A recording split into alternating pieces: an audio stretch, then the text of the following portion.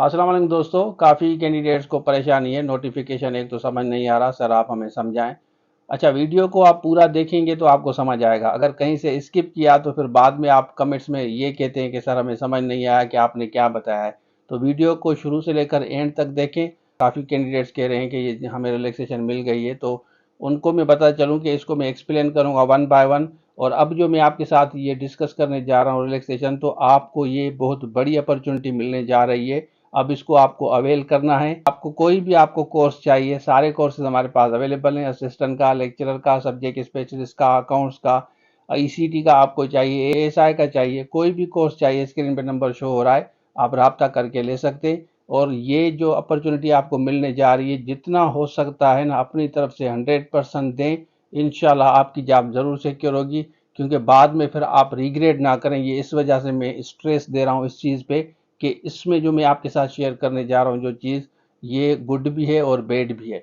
अब डिटेल में शेयर करता हूँ मैं आपके साथ, एक एक पॉइंट। वीडियो को पूरा देखें, दोस्तों के साथ ज़रूर शेयर करें। तो चलिए शुरू करते हैं। अच्छा देखिए, इसको आराम से देखें। ये एक नोटिफिकेशन है, 23 जनवरी टॉप पे लिखा है ना, यहाँ पे 23 जनवरी। इसको आप देखें। उसके बाद यहाँ पे आते हैं, ये जो है आपका 30 जून को एक्सपायर हो रहा है।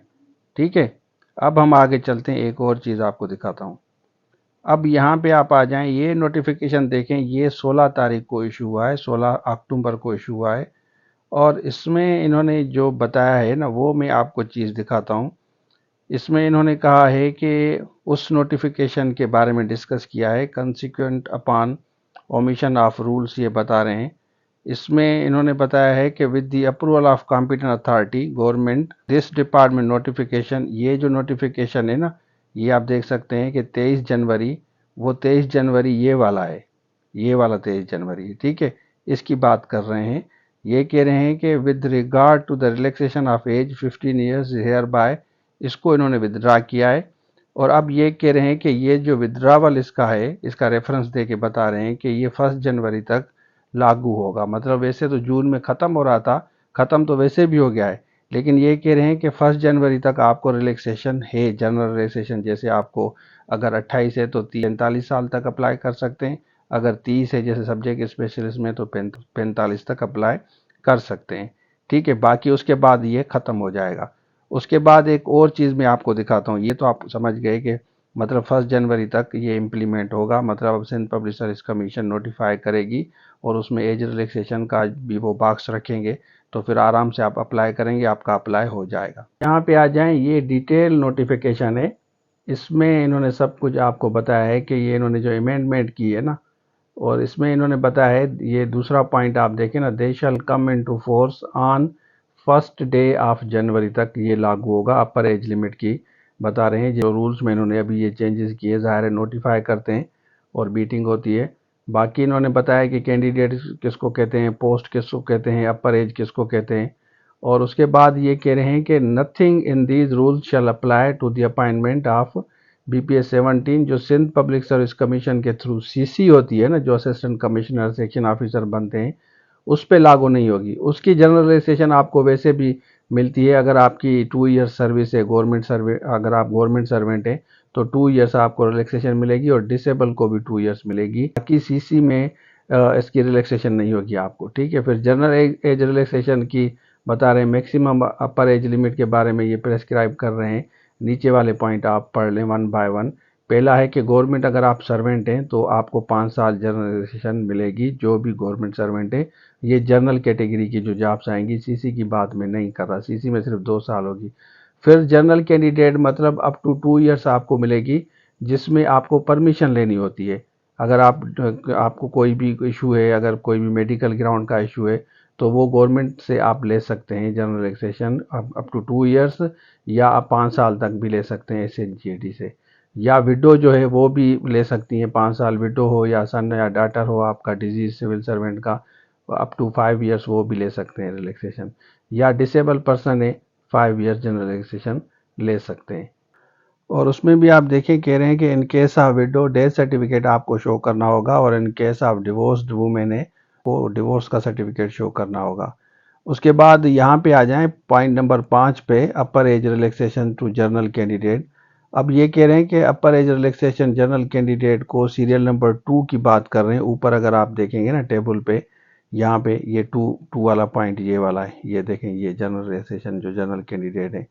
अब इसको आप पढ़ें तो इसमें कह रहे हैं कि shall be subject to cogent reasons होगा या साउंड जस्टिफिकेशन आपकी होगी केस विच में इंक्लूड मेडिकल ग्राउंड पे हो सकता है, मेडिकल रीजन हो, डेथ ऑफ पेरेंट्स हो, स्पाउस हो, नेचुरल कोई इशू हो, अपॉइंटमेंट्स आफ्टर प्रोलॉन्ग डिले की वजह से, बेन ऑन अपॉइंटमेंट्स, कोई भी रीज़न दे के आप रिलैक्सेशन ले सकते हैं।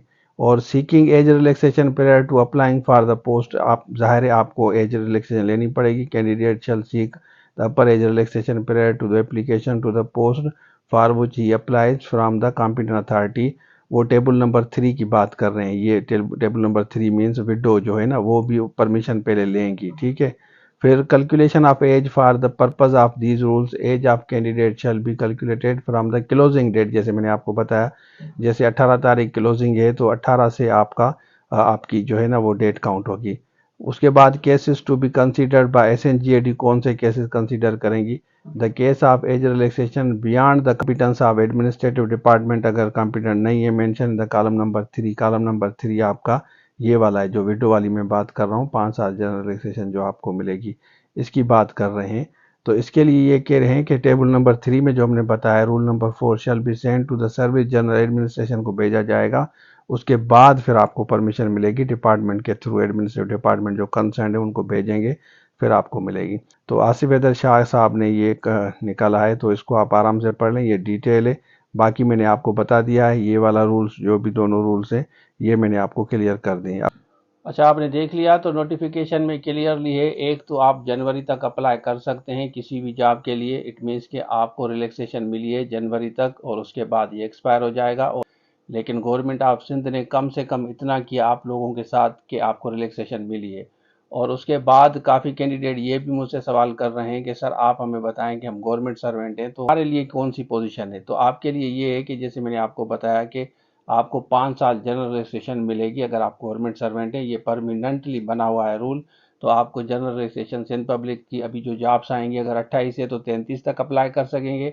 अगर 30 साल है जैसे सब्जेक्ट स्पेशलिस्ट की तो उसके बाद आप 35 साल तक अप्लाई कर सकते हैं। अगर 30 साल उन्होंने लिखी है जैसे सब्जेक्ट स्पेशलिस्ट की क्लोजिंग 30 है तो 35 तक आप अप्लाई कर सकते हैं। इस तरह 28 है असिस्टेंट की तो आप 33 तक अप्लाई कर सकेंगे। ये परमानेंट है। लेकिन ये जो इन्होंने रिलैक्सेशन दी है ये 3-4 मंथ मतलब जनवरी तक, 1 जनवरी तक ये इम्प्लीमेंट होगा।